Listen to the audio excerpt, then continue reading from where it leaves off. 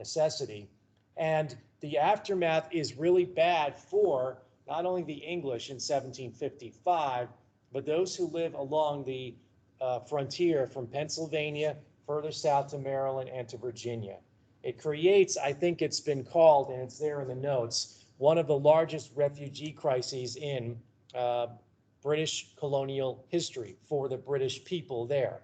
That's because the Indians who, again, sided with the French were leading raids in all of that area. Now, Braddock's gone, he's dead, and the command falls to essentially the governor, royal governor, appointed by the king of Massachusetts, William Shirley. Closer to what's happening in the western areas of Pennsylvania and Maryland and Virginia is that Washington is effectively in charge of that whole area. Hundreds of miles of terrain by which he has several hundred soldiers, and he has to defend the whole area. There is a complete lack of cooperation between the different colonies. Maryland refuses to raise any funds for its own defense. So Virginians have to defend the western frontier of Maryland. The soldiers there kind of just huddle in Fort Frederick, which is in the western part of the colony. Pennsylvania is going to have its own issues dealing with not only resentments from Native Americans, but also from the fact that it is a colony run by not a royal governor, not someone appointed by the king, but by a family. This goes back to the history of Pennsylvania and the Quakers, obviously, William Penn and the Penn family. The Penn family being devout Quakers, hence the term the Quaker state. There's still a brand, Quaker Oats. This goes back to Pennsylvania in the late 1600s. Quakers are pacifists, and they're having a real difficult time trying to justify raising the funds for actually what is necessary on the frontier. We're going to talk about that in some more detail. But first, we'll talk about, again, kind of the continued bad fortunes of the English. With Braddock dead, and Braddock had a strategy. What we're going to do, he said, is attack at different points. We're going to attack in western Pennsylvania. He was going to lead that attack. He was going to attack along the Niagara frontier. And now it's western New York near Niagara Falls. He also wanted to, it was a 3 or 4 pronged attack. The other was going to be an attack against the French in Nova Scotia, what the French used to call their colony, Acadia. That was really the only part of the plan that went well. They tried to move west out of Albany to seize the Niagara corridor. And let me show a map here so we can talk about what we're considering here. Let me make sure this is, here we go. Okay. It's working, hopefully. The New York corridor on a couple different areas is just very significant for what's taking place. Okay. Go. Oh, back. This should illustrate a lot more for you. It's a painting from Washington. Okay. Again, let me see if I can get a better map here. Maybe not. Okay.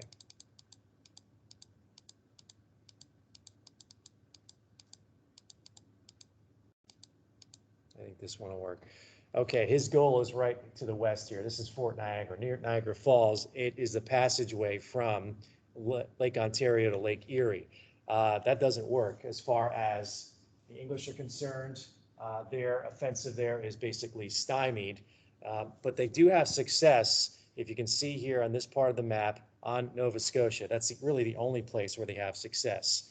The other region is to push here out of Lake Champlain. They want to move, and you can see in this map here, the different battles that take place. I mean, it is significant when you think about it. Make sure here, okay.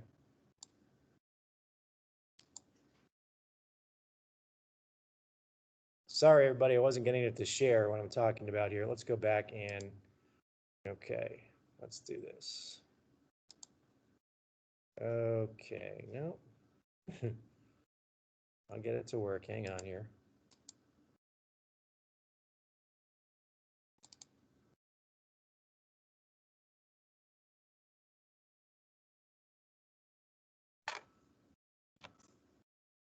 That's not sharing. I don't know why.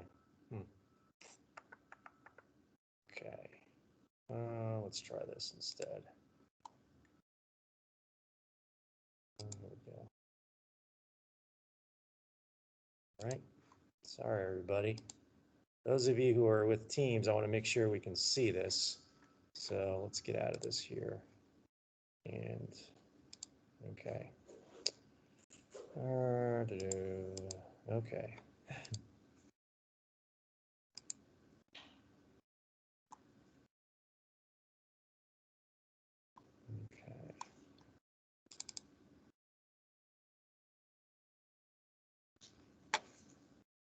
Can you all see that? Those of you who are on Teams? The slides?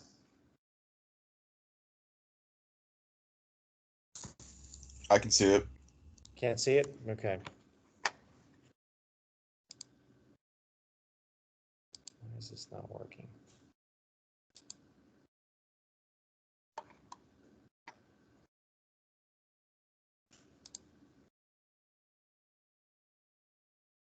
Okay, let's try it now. Let's see.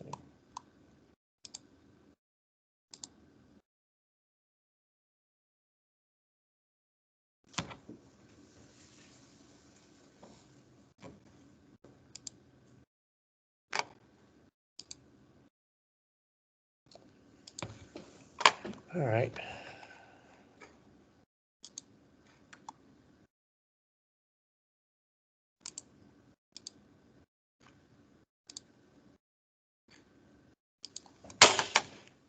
Okay. I still can't see it, can you? Okay. I'm going to keep going. Sorry. Damn it. Okay. Let's close this up here. And let's try it again.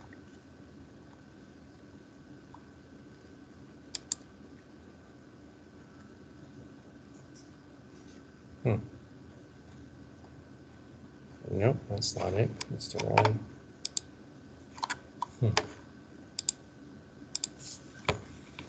It's up.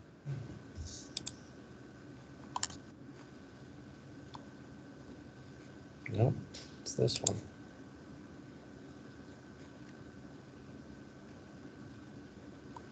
Ground to a halt. Okay. Sorry, everyone. I don't know why that's not working.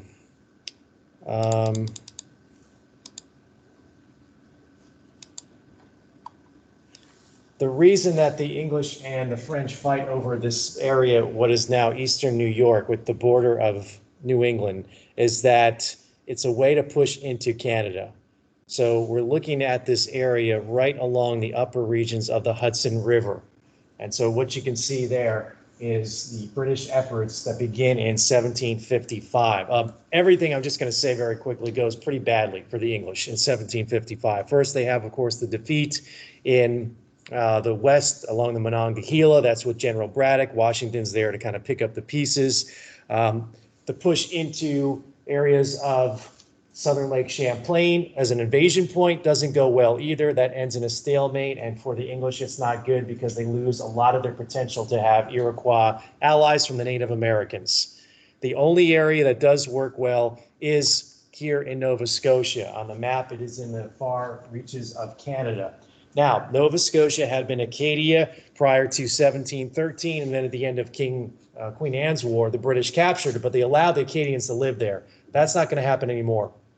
With the successful invasion and the capture of the French forts that lead into Nova Scotia, the English decided that they were going to remove that force. They have a couple problems with the French who are there. Obviously, they are French, and they would support the French military efforts on Louisbourg, which is the island just to the north of Nova Scotia. You can see it there on Cape Breton Island, Louisbourg, again, just right there on the tip of the entrance to French-controlled Canada.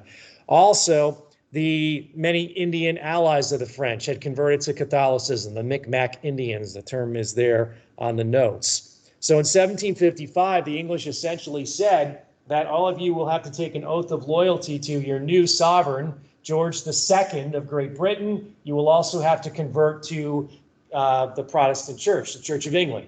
to which, of course, the French who were living there, 5,000 to 7,000 Acadians, let's just say they flipped the universal sign of disapproval at their new English masters and said, no way, no how, we're not going to do it. And so the English went upon a plan that we could probably call, effectively using a modern term, of ethnic cleansing.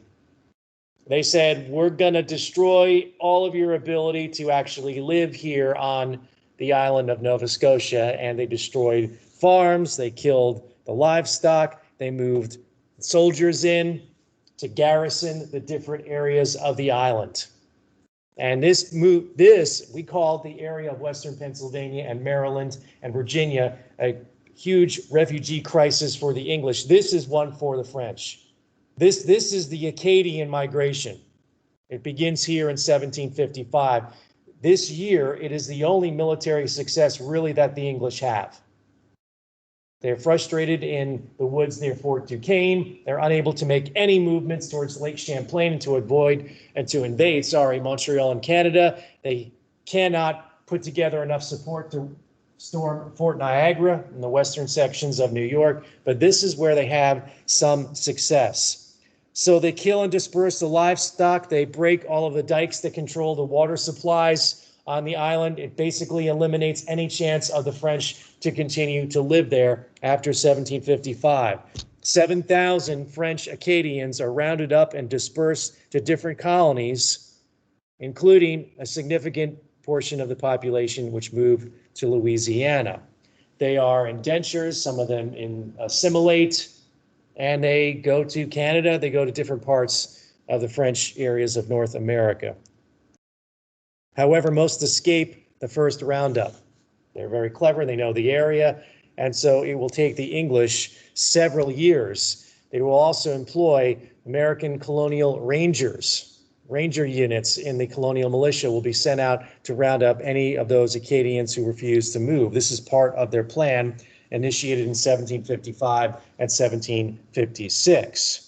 They then decide they're going to populate the area with, the English decide this, Protestant Germans, Scots, people from New England. It is one of the biggest population shifts in American colonial history when you think about it. Over the next several years, 5,000 to 7,000 French Catholics and their Micmac Indians, many of whom had converted to Catholicism, are pushed out of the area over several military campaigns. And it's clears out the island, and then it's repopulated by those who are deemed to be more loyal to the English overall strategy. Up to this point, it seemed acceptable that you could leave the Acadians on Nova Scotia. Now it isn't anymore, because this is clear from this strategy that the English are going to make this the conflict that destroys French North America when it's all said and done. There's more bad news for the English. In the summer of 1756, in central New York, near Lake Ontario, near the eastern shores of Lake Ontario, Fort Oswego, which had been basically populated by a lot of sick and injured British soldiers, was captured in a military campaign where the French basically captured the British soldiers. They also captured a lot of the British artillery. The fort was in no way defensible, but the English made a kind of weak effort at it. In the aftermath of the surrender of Fort Oswego, here in central New York near the eastern shore of Lake Ontario, the Indians, who were serving as the allies of the French and often steered the balance of power so that the French would be able to fight on equal terms, what happens with them? Well, they're disappointed that they're not allowed to participate in a lot of the things that you get after defeating an enemy. Moving in, taking their military stores. The French decided that the English didn't really put up a good effort, so they weren't afforded the typical kind of surrender terms by which you were paroled. You were told, go back to England, take your regimental flags with you. You can take one cannon with you. It's kind of a way to show that you had put up a good fight. But the French commander there said, no, you didn't. And so he turned a lot of the Indians loose on those who were wounded and sick. The Indians who were loyal to the French captured a lot of those civilians who had been huddled in the fort and brought them back into Canada. And the English didn't forget that. And I think you understand more and more. You're going to see this when you're reading the book. You're going to see, again, the racial element between Indians and English and French, as far as their very different goals and what their expectations are when they are in battle. For the Indians, there was a siege. They didn't participate much in the siege as far as fighting. You know, you lay siege, you surround it, you cut off their supplies, and they bring about a surrender. The French bombarded the fort, and the English said, okay, we're all going to die here. And when one cannonball took the head completely off, decapitated the British officer in charge, the second in command is like, okay, we're done. You know, we put up a good effort here. And the French like, nah, it's kind of weak. So we're not going to give you the same rights as prisoners, and we're going to take you as prisoners and bring you back to Canada. Many of you will have to be ransomed to go back or traded for the comparable number of French soldiers. So that's the way that was done after 1756. So the English are determined. Let me go back and see if we have any more luck with the notes. Okay, nope, not that one. The British start 1757 thinking, oh, I did the wrong thing. Here we go. Let's go down to this. There we go. 1757. The English hope to turn things around. It's been 2 years of not really doing anything with stalemate. That they're going to capture and control that area I talked about on the map. The areas of the upper Hudson River, Lake George, as it was named after the new king. And so what they do is build a new fort, Fort William Henry, on the southern shore of Lake George. A siege begins that the French lead out of Canada. So the year really ends worse in some ways, 1755 and 1756, but the English are still trying. They're trying to attempt an offensive campaign in 1757, but they're also seeing signs of further conflict with Native Americans in Pennsylvania. The Western Pennsylvania Indians, the Western Delaware, as they were known as, were instrumental in attacking the Pennsylvania frontier. Benjamin Franklin was working in the legislature saying, we need to raise money.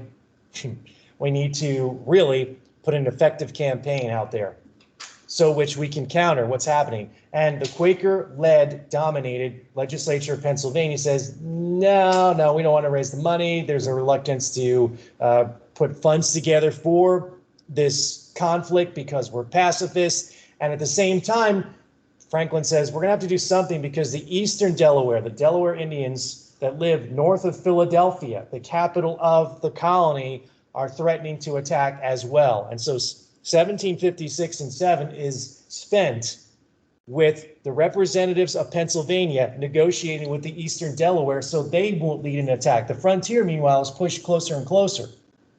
I mean, areas of central Pennsylvania, those folks are flooding back to eastern Pennsylvania because you can see how vulnerable it is to attack. The same thing's taking place in areas of Western Virginia. This is where Washington has to protect with very few resources and very little cooperation between Pennsylvania, Maryland, and Virginia. This is part of his story that a lot of people don't know about, his continued efforts to try to right the government back in Williamsburg, the capital of Virginia, and even in London, and saying, I need more resources, more soldiers, and they're not really willing to give that to him. So by 1757, we're going to shift and use the second set of notes here. We're going to see the British begin to change strategy. They're going to change strategy, and a lot of it has to do with the leadership in England itself. Let's go back to the top of the notes here. Here we go. By 1757, the conflict that had been going in the Americas for several years was now known as, in English and French and European circles, the 7 Years' War later on, because that's how long it lasted. France begins to redirect and send a lot of its efforts in Europe and around the rest of the world. So the English think they're going to be dispersed and we can concentrate on North America. The first couple of years of the conflict in the Americas had been the story of the British commanders. Again, you see this kind of rolling different attempt by the English to bring in folks who can work with the colonial legislatures. Braddock didn't work very well at all. He said, why don't we just tell the legislature, he would tell the royal governors, to raise the money. And the royal governors would say, it doesn't work that way. See, the people elect the legislatures in the colony. The king may appoint the governor, but the governor can't just say, we need this amount of money to campaign against the French. That's not the way it worked. And so Braddock he couldn't understand it.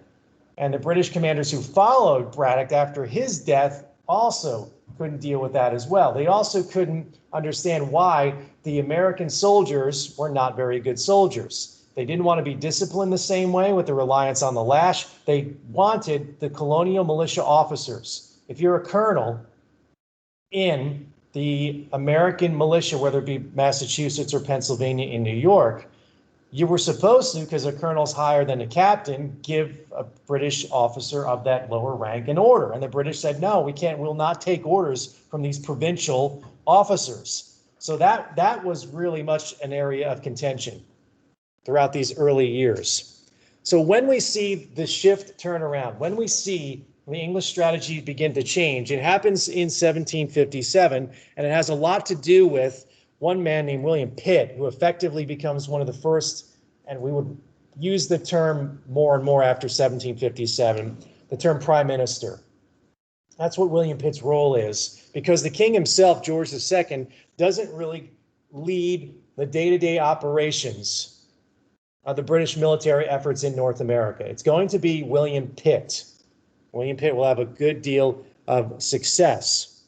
The year of 1757 had ended pretty poorly as well for the English.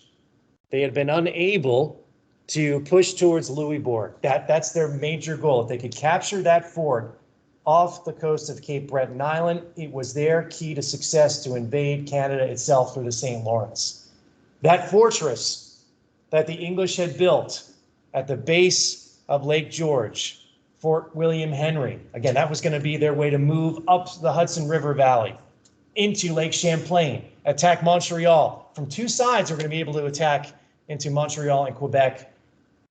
That ended in disaster. In 1757, the British had forced to surrender Fort William Henry. Fort William Henry surrendered. The English soldiers, who were then prisoners, the wounded, were then attacked by French allied Indians. It's often known as the Massacre of Fort William Henry. There are claims of those who escaped that thousands of British soldiers and civilians who had moved inside the fort were killed and slaughtered and scalped, and that really wasn't the case. This part of the French and Indian War was played out in the movie Last of the Mohicans, if you've ever seen it. The movie was out in the 90s. It was, again, a book. It's been several movies. The movie doesn't get all the facts right, but it's set in that corridor of upstate New York that became a war zone for 4 years. Ever since the British had first tried to push the attack in 1755 until finally the French kind of vacate the area in 1758 and 1759. So after Pitt comes to power, he puts in places and reforms that'll take about a year to actually have an effect. But Pitt's reforms are the game changer. So now England is no longer just fighting in North America, they're fighting in Europe as well. And so that's why you have to often also consider what's taking place in Europe, having a direct effect on what's happening in North America. So when Pitt becomes prime minister, they bring in new leadership at the command of the North American forces. The Earl of Loudoun, who graded everybody, his name is the Earl of Loudoun is his title. No one in the colonies really appreciated him. There was a lot of infighting between the English high command. He was someone else like Braddock who just tried to say, look, raise the funds, we'll go out there. But his efforts were really stymied and frustrated. He does Pitt, the colonies, that a few things are going to take place. First of all, we're going to pour money into the colonies. We're going to make, in other words, William Pitt's strategy, I think you could call it a colony first policy.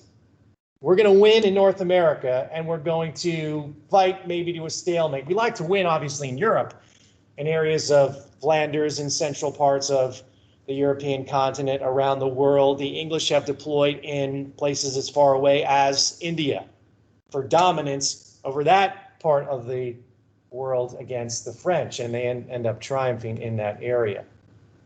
A colony first policy.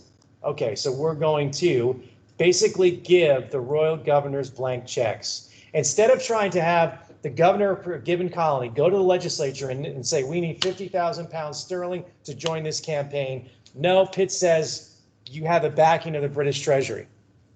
And that's going to really change things in 1757 and 1758. He tells the colonial governors that provincial officers will obey British soldiers of a higher rank. So there's more now respect, at least for the process by which colonial officials are on the same level, colonial officers on the same level. If you're of a higher rank, you have to salute, take it, and like it, and all of that. The crown would pay for the equipment and provisions and reimburse the colony. The colonists don't like taxes. They don't like in Massachusetts taxes that are going to help New Yorkers, and New Yorkers don't like taxes in their colony that are going to help the Massachusetts frontier, because their general reaction is, what's in it for us? And that's their problem. It's a good strategy if you're the English, in some ways, that there isn't a us mentality in the colonies.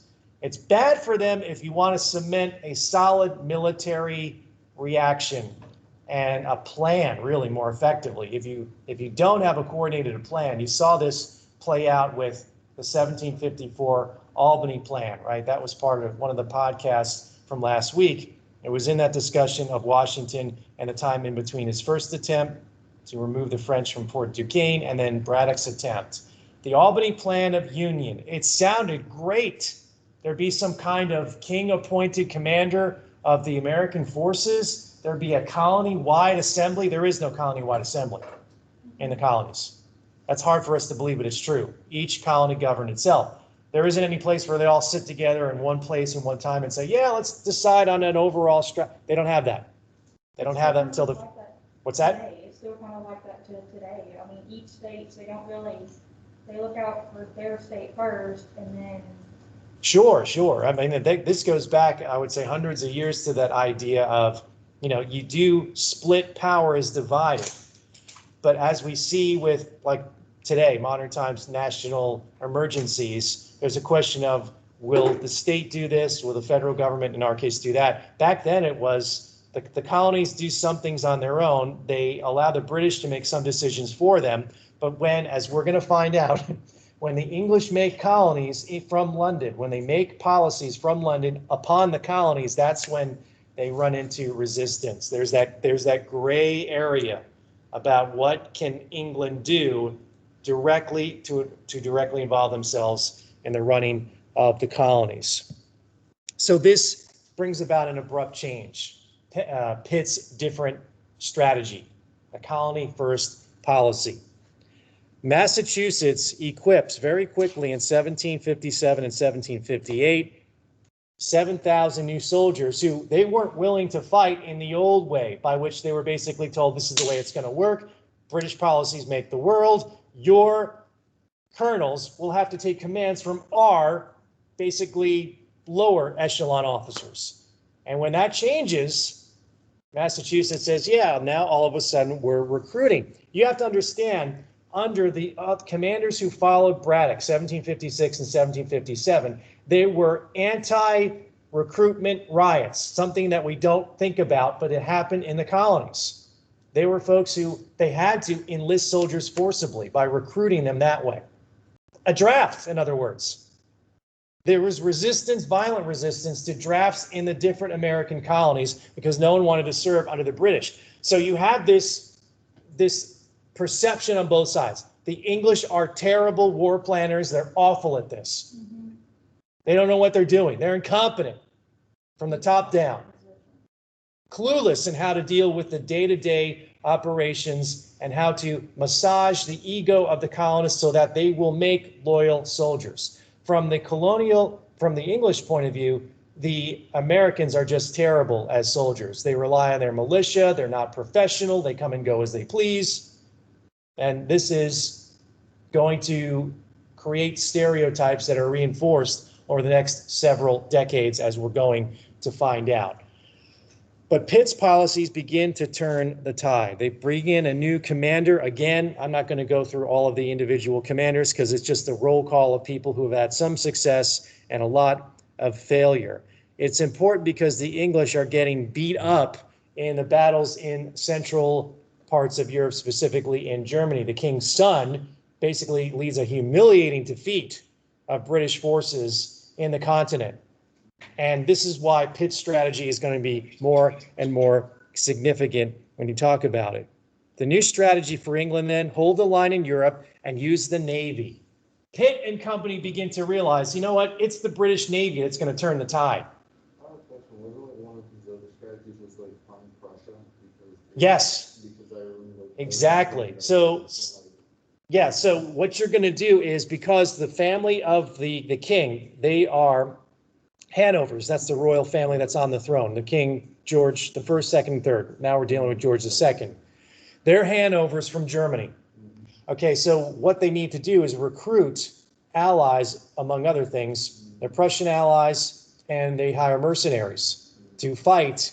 German soldiers are going to fight on behalf of England in Central Europe. And yes, back and send funds there so that they can hopefully fight to a stalemate now that they've lost this. I mean, the king's son, the Duke of Cumberland, I think is his official title, has a whole English army surrender in Hanover during, this is 1757 or 1758. Basically, yeah, a whole British army is done in Europe. And so Pitt decides, well, the strategy to win in North America is going to be bring in the colonists as troops that we can combine with our own forces and use the Navy. The Royal Navy, they think, is going to be the dominant force. I mean, it's been built and prioritized going back to Henry VIII as a force in England. It's what they were more equipped out, why they didn't do that to begin with. Because they want to keep their Navy in the home waters. That's always the question with the English. How much do we devote to protection of the islands, and how much do we deploy around the world? And how strong is the French Navy? And the X factor also, with the traditional French ally, the Spanish get involved, which they end up doing. That has a pretty fair-sized Navy as well. It's dangerous. Say again? When you have two navies, like the French and the Spanish Navy, I wouldn't say prestige in the Nemesis prestiges of the British. It's still a danger. It's kind of like it's still a threat. Right. You have to be able to, again, strike within Europe, but also send enough of an offensive force that you can not only keep and knock the French Navy out of action, but also use the Navy as the base by which you move your soldiers. I mean, you have to have fighting ships, but you have to have the ships that can transfer the soldiers, the ground troops, to different areas around the map. Okay. Exactly, yeah. So what is Pitt going to do? What's the practical aspect of this? Well, he's going to take some of the power away from the British generals who were in charge and give more to Pitt himself. He's more hands-on, and he's also going to, again, allow the royal governors to make some decisions as well. The British commanders-in-chief prior to 1757, 1758 had been ordering the colonial governors, do this, this, and that. The colonial governors had increasingly just defied the British generals, the military generals in charge of the American and British war effort. So he's going to try to change that, turn a page, in other words. He's going to adapt more fighting in the woods, change the uniforms of the British Army, adapt more of the Ranger tactics that were somewhat effective, and of course you're going to be reading about with Robert's Rangers in the book. The British, going into 1758, what's going to be the first full year of this new strategy, had lost Fort Oswego in New York. They'd also had to surrender Fort William Henry, but there were other approaches possible. There are other approaches by which the British could take their new efforts into French Canada itself. They wanted to renew the advance up the St. Lawrence and seize Quebec, and maybe they could do that by moving up Lake George. So once again, we'll go to the map, and those of you who don't see it, I apologize. I'm not sure why the share tray isn't working.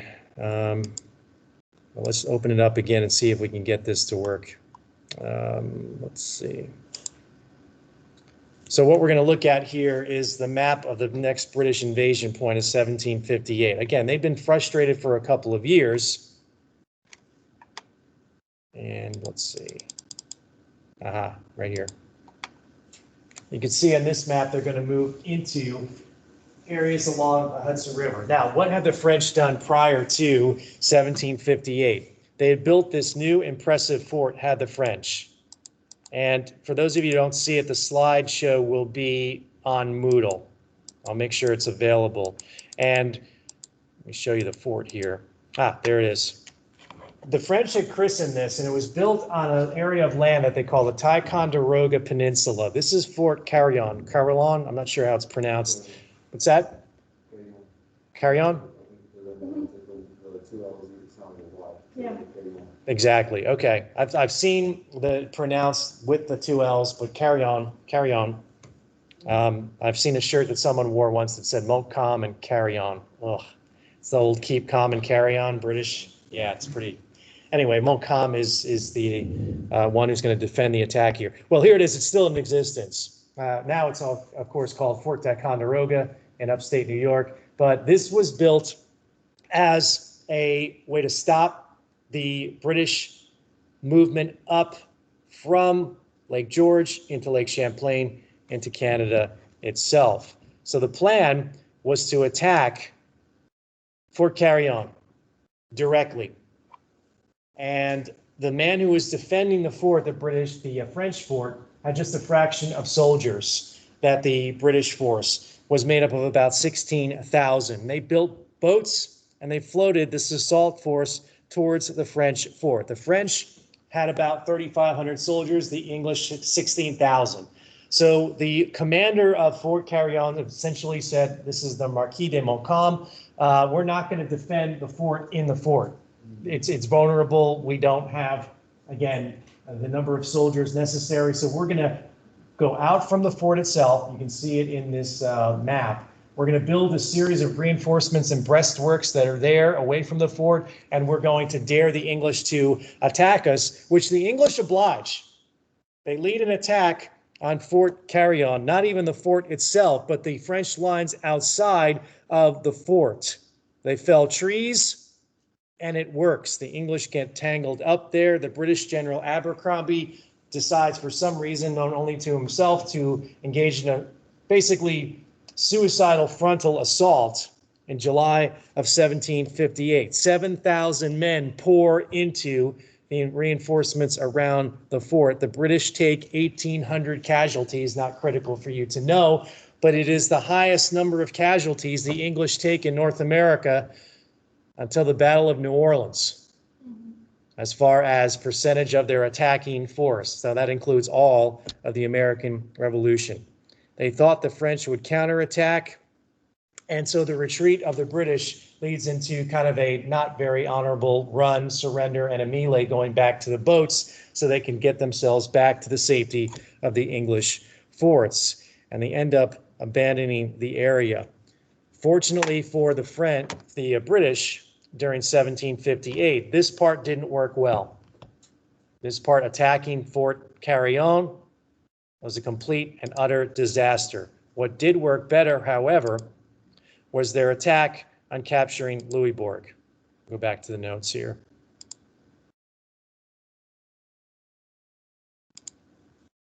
So I get the right set of notes here. Let's see. Okay, here we go. Okay, you can see it here in what we've got up. We're talking about the efforts that had begun in 1755 that first captured the forts around and on Acadia. Of course, that is Nova Scotia, and that followed up by naval and sea and air and ground attack. That's why it was so overwhelming. There was air attack. Now, the naval and ground attack on Fortress Louisbourg met with success. And this is a game changer in 1758 for the English. The ability to capture Louisbourg means that the French no longer have that fort to protect any kind of naval approach by the English into St. Lawrence and Canada itself. This is part of a renewed effort by Pitt being more hands-on to attack and make 1758 the game-changing year for the English arms in North America. The first part works brilliantly. They are able to capture Fortress Louisbourg. It is led by the daring assault of Major and now soon to be General Wolfe, James Wolfe, W-O-L-F-E, the British forces. He is going to meet more glory in the attack on Canada. The French fleet in the area that was defending Louisbourg was then attacked and stormed by British forces and utterly either sunk or burned. The fort was pummeled with cannon and was forced to surrender. The aftermath of the fighting shows how the war had changed. Civilians were allowed to keep their possessions. The troops, from this point on, had to surrender their flags, returned to France as prisoners of war. This is the back and forth starting with Fort Oswego and also with Fort William Henry. They weren't going to simply let the soldiers who were captured be paroled or go back to French Canada. They were going to have to be prisoners of war and return to France. So they didn't want any of those ambiguous surrender terms that had happened before, where those soldiers could be used again or the Indian allies would attack. Now, this is, again, the shifting changes that take place. The man who is actually very critical in winning North America for the British in 1758 is, interestingly enough, someone of Acadian descent. This is a surprise attack and surprise success by the British that year. The British are able to lead an attack on Fort Frontenac along the Great Lakes. Fort Frontenac is captured in 1758. It's maybe, we might say, the third piece of the puzzle, but there are really four moving parts happening. The capture of Fort Frontenac on the Great Lakes, the French fort there, absolutely disrupts all of the French ability to continue to send supplies into the interior of North America. Fort Frontenac's capture by Jean-Baptiste Bradstreet. He sounds like he would be an officer in the French army. He's an officer in the British army, again, of Acadian descent. Bradstreet puts together this impressive force of Americans and Iroquois warriors. They march west, they capture Fort Frontenac. That's it. All the supplies that are there are going to feed all of the French forts in the interior of North America, including Fort Duquesne. It's on the eastern edge of Lake Ontario. There are bales of cloth, coats, shirts, deerskin, beaver pelts. The supplies that are in there are used to, of course, grease the wheels of negotiation with the French allied Indians, and they're gone. Fort Frontenac is a complete sea change for the English policies. It breaks the back of the French supply system in the Great Lakes, all without any casualties. You can see it right there in the notes. The third or fourth piece, we might say, of the puzzle. The first was the attack on Fort Carillon, didn't work. Utterly failed. The second was the capture of Louisbourg. These are all happening in 1758. That was a success for the English. The third, we might say, is the surprise victory at Fort Frontenac. The fourth, it said the third piece in the notes here, but really we could say it's the fourth, is the final British capture in the Ohio country of Fort on the Great Lakes. John Forbes leading the attack against Fort Duquesne, as I completely forgot the name of the fort I was talking about as I was talking.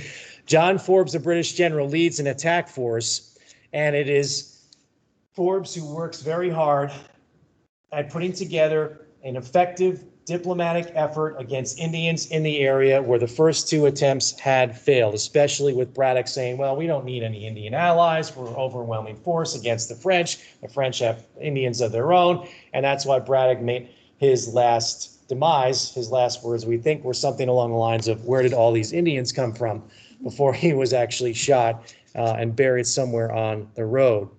So it is General Forbes who is actually in his final illness. He dies right as the siege of Fort Duquesne is led and is ultimately successful, puts together and gets Pennsylvania Quakers to renegotiate a new deal, treaty with the Eastern Delaware Indians. We will leave, I think it's upwards of 2.5 million acres of area in Pennsylvania exclusively to the Eastern Delaware Indians. That keeps them out of the fight.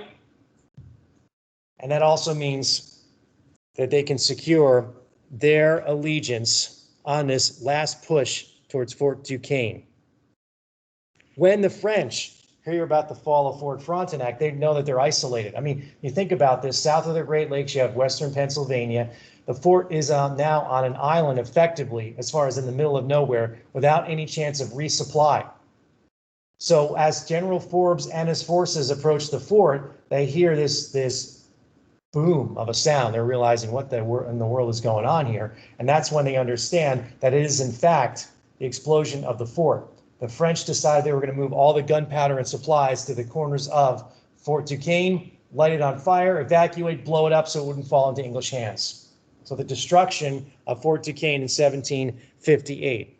Washington is there once again. He's with Forbes to see this final, after 3 failed attempts by the English. They finally are able to capture, well, now the smoldering ruins of Fort Duquesne. The English decide they're going to not abandon this strategically important site. I mean, Fort Duquesne is right there with the confluence of 3 different rivers, the forks of the Ohio. They build a more impressive fort, which they name after the politician who had helped turn things around so strongly for the English war fortunes, Fort Pitt. Obviously, that becomes the basis for the town and later the city of Pittsburgh, Pennsylvania. But Fort Pitt, named for William Pitt. Washington, having completed this last service in the British, for the British, had attempted in 1757 and 1758 to actually get a commission in the British Army. Imagine if that had actually happened. He's denied that. And instead, he decides he's going to resign his commission in the Virginia Provincials. Having accomplished this goal, he then returns to his home, which after his half-brother dies is now all his, Mount Vernon, whose half-brother had named for a British naval admiral. Now it is clearly his. He's going to embark in some renovations of the home, and he marries. He marries one of the wealthiest widows in the colony of Virginia. He's now about to start the next phase of his career. He is, 27 years old? And his next goal is to possibly channel that military success into a political career. That means it would get him elected to the Virginia legislature, which is known as the Virginia House of Burgesses, sometime hopefully in the next year or two, he hopes. 1759 is also a significant year for the English because of a treaty that takes place between them and really the Iroquois. And we could say maybe an abandonment of a treaty, an abandonment of a tradition. The Iroquois in 1758 decide they're going to renounce their neutrality. 50 years, we talked about the Grand Settlement that happened in 1701. The Grand Settlement is thrown out in 1758. So in 1759, it's going to be the chance for the English to finally use and to have Indian allies. The Iroquois see the writing on the wall. Their future is going to be secured. Their future as survival is best ensured by an English victory in 1759. And that's what they do. The half-century promise of neutrality is gone. They join the British efforts to defeat the French and start pouring warriors into fighting with the English allies. It makes a difference in several campaigns. The British finally capture Fort Niagara in western New York, and it turns all of northern New York to the British forces, by which they can then successfully invade Canada. The second part of their plan for 1759 is to finally storm the forts on Lake George. They return to Fort Ticonderoga, and in fact, the British abandon it. There's no big battle. All the thousands of soldiers who had died there the year before have been unsuccessful, but the French are beginning to go on the retreat. So Ticonderoga now is falling into English hands. They renamed the Fort Ticonderoga, overthrowing the old French Carillon. Yeah, the Fort Carillon. Yeah, it got the name Ticonderoga from, that's what they call the area of the lands, a little part of the lake there that is was called Ticonderoga. The French had built that in 1757, and it was a way to stop the English from moving up Lake George, which would feed you into Lake Champlain, and from there you have a direct route into Montreal and into Quebec. But now the French decide, well, we've lost in the west, we've lost Fort Frontenac, we had to surrender the fort at Fort Duquesne. Louisbourg, obviously, is the big game changer. And what's going to cement the fate of French Canada is what happens not on a land battle, but a sea battle. So they decide it's not worth holding on to, carry on, and so they retreat into New France itself, and that would be, of course, Canada. Okay. So for 1759, all efforts change for the English into invading Quebec and Montreal itself. And that attack is going to be led by the commander who had been so instrumental in capturing Louisbourg. This is General James Wolfe. James Wolfe is kind of one of those second in command, one of the new group of officers who were brought in, like Forbes in Western Pennsylvania. Wolfe is someone who Pitt decided he was going to choose, and they were going to be a lot more responsive and a lot more successful to fight the American way of war, as it's been called more and more. So it is Wolfe who leads the attack on Quebec. Quebec is a walled city up on a high bluff above the St. Lawrence River. And so once Louisbourg is captured, it's going to be a combined naval and land effort of the Army to try to lay siege to Quebec itself. The problem is the commander of Quebec, the French commander, Marquis de Montcalm, says we're not going to fight a traditional style European battle. I mean, it would just be best to kind of lay inside the walls of the fort and try to frustrate the English. And that's exactly what happens. Wolfe begins to bombard from his naval ships and cannons. For 2 months, he lobs shells into Quebec. Doesn't force the surrender of the city itself. Now remember, when you're inside a fort, you're supposed to fire back at those who are firing cannons into the fort. And the traditional way that you say, I'm going to hold on to all the soldiers are dead or whatever. But what actually happens is if all your cannons are taken out and you can't fire back, that's your cue to, not to surrender. Or unless a cannon blows off the head of your commander and you're like, okay, that's been fun, we're done. But when you can no longer fire back, return fire to those who are besieging you, that's the basic signal, the agreed upon 18th century rule that, okay, you fought the good fight, now you can actually surrender and ask for terms. So bombarding Quebec for 2 months doesn't prove successful. So scouts these are military men who go around reconnoitering, surveyors, engineers in the Army would go around saying, all right, is there another approach that we can take to bring about a fight or to bring about a successful storming of the actual city itself? And they bring him information. They tell Wolfe that yes, there is. Outside the city, there's a region called the Plains of Abraham, flat ground. And Wolfe's like, oh, this is fantastic. This is where we can finally land, find a cut in the bluffs above the river where Quebec is sitting, and march our soldiers through that bluff onto the Plains of Abraham, and then we'll be able to storm the city itself. And so he sends the army out on a moonlit night. For reasons only known to this French officer, Montcalm says, okay, the enemy's over there. We're going to leave the actual city fort and we're going to meet Wolfe's army. And the battle is over in 15 minutes. They mow down Montcalm's regulars and militia. The British are used to and trained fighting in the open terrain of Europe. This suits them perfectly well. The Battle of Quebec is over in about 15 minutes. Both commanders are killed in the process, having taken mortal wounds. Montcalm is killed, as is Wolfe. The French abandon the town and head upriver for the fall campaign, which they expect will happen in Montreal. The hope is for the French is that by 1760, they're going to be able to retake the city.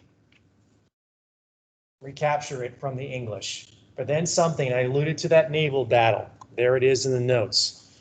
What saves Quebec from the British losing it after capturing it and having retaken by the French is a battle known as Quiberon Bay, which destroys a French fleet that is moving to reinforce Canada. That battle, that naval battle, basically annihilates any chance that the French have at reinforcement. The French are unable to resupply Canada and cannot battle up the British fleet in Europe. The British fleet that is coming over, of course, to reinforce their North American fighting forces. That British fleet destroys their French counterpart and then can sail successfully all the way across. The American provincials and Indians also begin to help turn the tide. Pitt continues to pour money into the colonies, basically telling the royal governors, look, spend the money, we'll reimburse you. You have the English treasury behind that. And so Indian allies, along with the colonists, the militia forces, begin to reinforce and rebuild the now captured French forts. More regulars now, that means, can be sent to the front lines, the British regular forces. They can put inside the forts American colonial soldiers to supply it, the trading posts. That way they can now send their frontline soldiers into places of attack. The Iroquois can send also more of their forces to different campaigns because the English had always been very successful, more successful than the French in one area. That's a supply of goods and European products that are, of course, used to bring about diplomatic treaties and to show the good faith. Here, we're going to negotiate with you, the Iroquois, who have generously abandoned your 50-year neutrality. Here are wagon loads of European goods. The French can't bring them in, we can. And that effectively keeps them as allies. By 1760, the last remaining holdout is Montreal. 3 British armies converge from different sides on the St. Lawrence. There is no hope of reinforcement or help coming from any of the Indian allies that the French are rapidly losing. And so effectively, they lose Montreal in 1760. The attitude on both sides are reflective in the surrender. Many of the citizens stay. The French stay right there in Montreal. The army becomes prisoners of war. They're going to be sent back to France. There's an overall sense that this is going to be the last campaign, the fall of Quebec and then Montreal the next year. The French burn their flags rather than have it fall into British hands. And for most people, there's an understanding that there is the war itself all over by 1760. People typically think, well, the fall of Quebec is the end of the French and Indian War. That's not the case at all. There are celebrations in England, however, celebrations for the fall of New France. But there's no way that this conflict is over. For 3 years, the English continue to outsource the fighting to Germans who fight French armies in Europe. Prussia fought along as a British ally against Austrian and Russian soldiers in Central Europe. And that's, again, the European side, showing us that the war, just because it seems like it's off and over North America, is not. The other factor is that Spain enters the conflict. Spain decides to come to their aid of their traditional ally, France.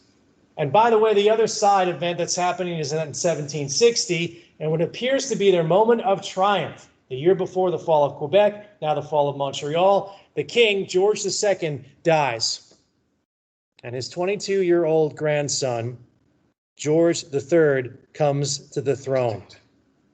He's determined, George III, to end the war, to get rid of his wartime minister, William Pitt, who he never liked, and to bring in a peace negotiation, a peace government, a new, effectively, prime minister who would be able to lead that transition.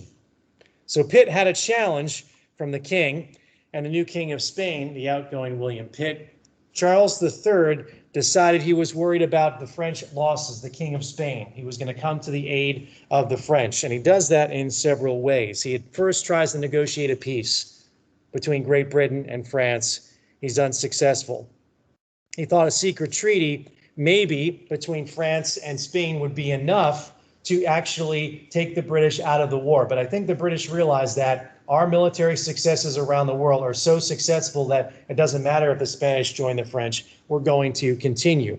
In January in 1762, the British declare war on Spain, and it becomes an outright disaster for the Spanish. Outright disaster. Poor Spain tries to come to the aid of the French, and all that happens to Spain is they lose. They lose territory around the world. England's geared up military forces are no match for Spain and France together. It really means a fully mobilized Great Britain goes on the attack. They had captured French islands in the West Indies. Their next sights they had set on was the main Spanish island in the Caribbean, Cuba. Cuba was the largest of the Spanish possessions in the West Indies or the Caribbean. They lay siege to Havana in August of 1762. 6,000 soldiers in the British Army are casualties, mostly because of exposure to tropical diseases, yellow fever and malaria. Far more die of disease than the actual fighting itself. But the planters on the island, and in this case, this is different. The Spanish there, the Spanish colonists on Cuba think this is great for us. You know, we know that the Acadians thought, nah, we're not going to live with the British in charge. We're not going to convert to their religion. We're going to resist until the last minute, and they do. The Spanish on Cuba say, well, the English here is maybe kind of up better for us, because all of a sudden, the planters in Cuba love dealing with the English conquerors. Their cattle hides, their tobacco are now floating on British ships, not Spanish ships, going back to Europe, making them money. And so it is a hard-fought contest, but the British are able to capture Havana and thereby Cuba. After the success in India, the British have just been absolutely and completely dominant by 1762. They also send their soldiers to the far side of the world and capture the Spanish Philippines. So the English success, you need a globe to show in 1762 and 1763. British forces storm Spanish fortresses at Manila and capture the city, but those who live there, the Filipino people, resist. They do not appreciate their new British overlords, and they decide to fight an insurrection against these British. And again, proving that we never learned from our history, because we tried the same thing capturing the Philippines after the Spanish-American War, and we had a full-fledged insurrection on ourselves, the United States. But in the peace negotiations that follow, it's interesting, I think, that the British are willing to give back the Philippines. They say, no, we'll give it back to the Spanish. How did Spanish get control of the Philippines? They captured it during the, was it the 1600s? Yeah, as they sent their ships around the coast of Africa into the East Indies, as they called it, areas of India, Indonesia, Southeastern Asia. Yeah.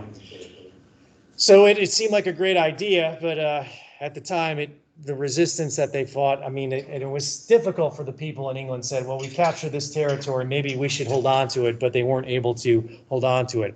So the British public begins to celebrate the victories in 1762. Their armed forces look invincible. They begin to make comparisons with England, Great Britain, like Rome, and the English Empire in 1762 is, I mean, as far as its scope, larger than the height of the Roman Empire. But they didn't hear about the Philippine insurrection really until 1764. The British were confined basically to Manila because venturing out into the countryside was absolutely disastrous for their soldiers, and that is why they thought maybe we should consider giving it back.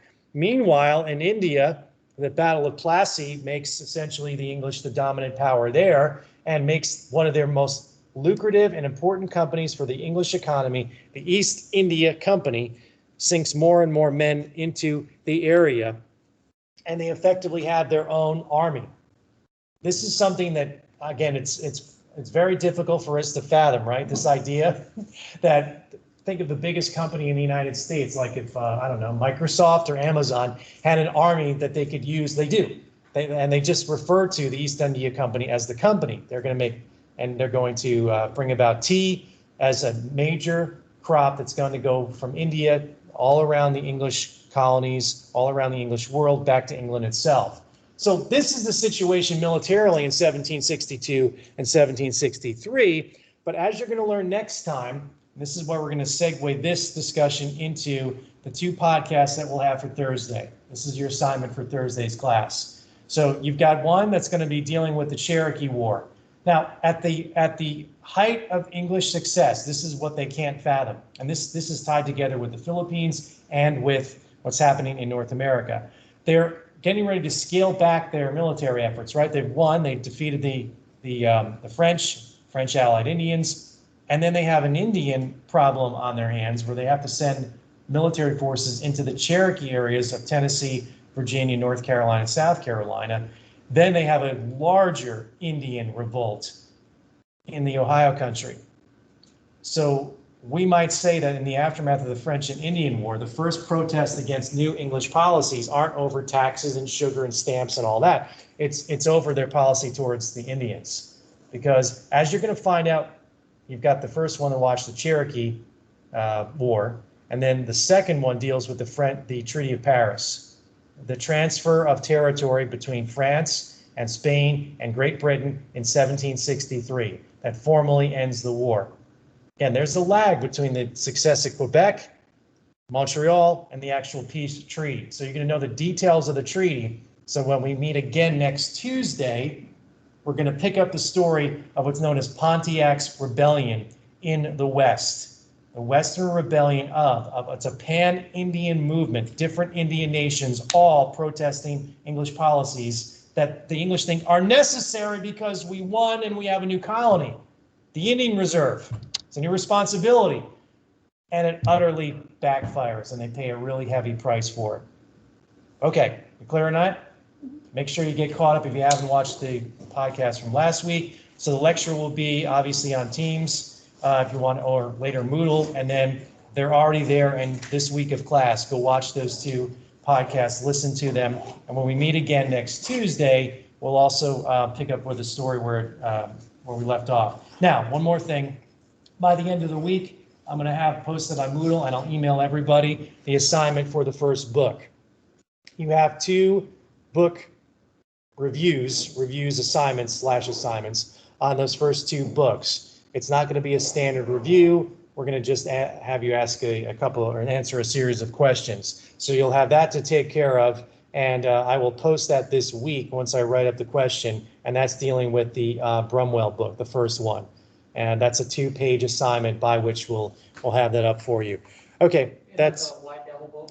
Yes. Yes. Okay. Let me stop recording here. Okay.